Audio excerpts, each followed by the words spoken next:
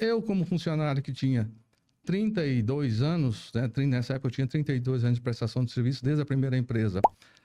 Eu falei, bom, um cara que eu estou com a minha vida consolidada, financeiramente consolidada. A hora que vender, o primeiro cara a ser mandado embora vai ser eu. E hoje eu tenho um valor para o mercado, né? Tinha reconhecimento. Então eu tomei a decisão, demorei um ano para sair. E quando eu saí, eu optei por uma das ofertas, que eu tinha seis propostas de trabalho e eu optei por uma. Mas, Rivas, eu queria assim, iniciar esse podcast aqui com você contando um pouquinho como é que você veio parar no segmento de transporte, porque notadamente você veio primeiro da indústria, você era um industriário, né? Você participava ali, salvo me engano, do quadro societário da Arisco, correto? Ou não? Não. Eu não participei, né? Mas eu acumulei muitas funções na empresa, né? Desde o início dela.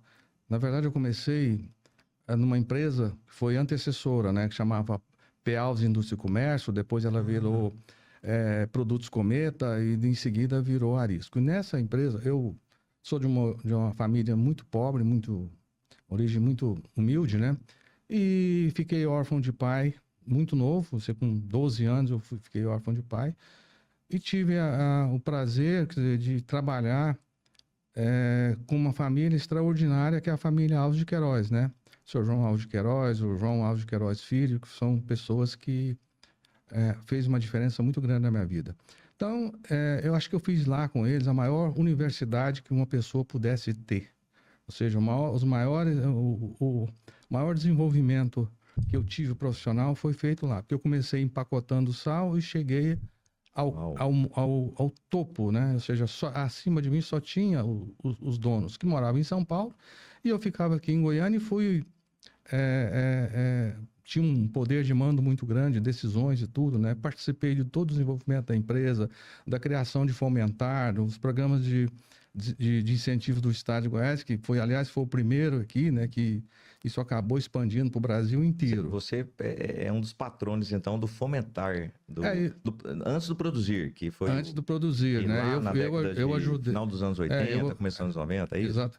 Foi em 84. 84. Nós ajudamos a escrever o programa de incentivo, né? Que foi baseado na Lei de 7.700, que foi, então, do governador da época, o Iris Rezende Machado, né?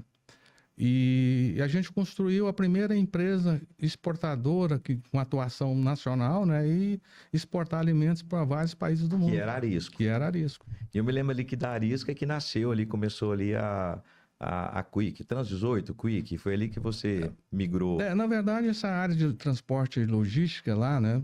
Na verdade, tem uma confusão entre transportar e o que é logística, né? Sim. É uma questão conceitual, né? O transporte faz parte, é um pedaço da logística, Sim. né? Então, você tem outras atividades dentro que compõem a área de logística. E essa área era de responsabilidade minha, né? Tinha atuação nacional e daí a dificuldade de transporte naquela época era muito maior do que hoje, né? Muito incipiente, frota ruim, estrada ruim e tal. E o senhor João era muito ousado, né? Muito ousado, ele acreditava até no impossível, né? E eu aprendi isso com ele. Ele falou, olha, vamos fazer um teste, vamos montar um negócio. Eu não posso ter caminhão, mas vamos montar aqui um negócio, um puxadinho, quem sabe... E o que eu fiz? Eu montei a Trans 18, né? Na época, a empresa explodiu em pouco tempo, né? E daí, tanto que a Arisco depois comprou ela de volta. Comprou ela de volta, né? E continuou. Então, a história minha com relação ao setor de transporte e logística, ela teve origem. Isso foi mais ou menos o quê? 1990? Não, foi um pouquinho antes disso, né? A Trans 18 veio um pouquinho antes, né? Sim. A venda dela para Arisco, ela aconteceu na 1994, que aí é uma outra história, por que foi obrigada a fazer essa venda, né?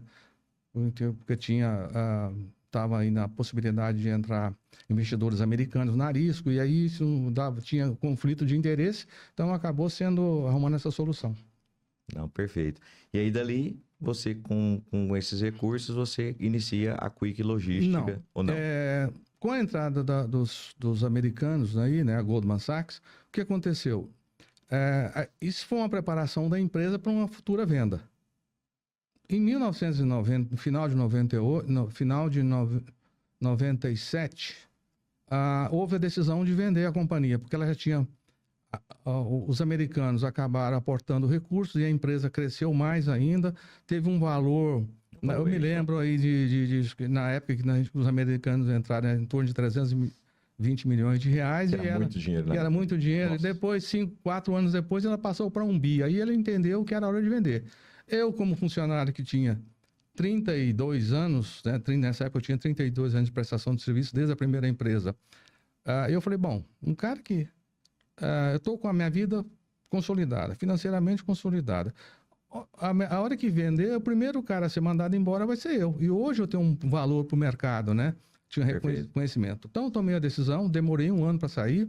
E quando eu saí, eu optei por uma das ofertas, que eu tinha seis propostas de trabalho e eu optei por uma, né? Nesse 1 ano que eu fiquei fora, e a venda da empresa foi concretizada, eu achei por bem... Bom, um negócio que eu conheço bem é negócio de transporte, porque foi aí que eu entrei no segmento, né, de transporte. Por que eu fiz isso? Porque eu não queria trabalhar na própria Aris, porque todo mundo me conhecia, eu tinha um poder de mando, então eu não queria merecer, eu não queria nenhum favor, nenhum ato de retribuição pelo que eu fiz, né? Mesmo com a empresa vendida. E eu esperei um pouco para depois, sim, aí consolidar, começar com outro cliente e voltar aos poucos para poder trabalhar na empresa que eu fiquei 30 e tantos anos. Perfeito. Essa é a minha realidade.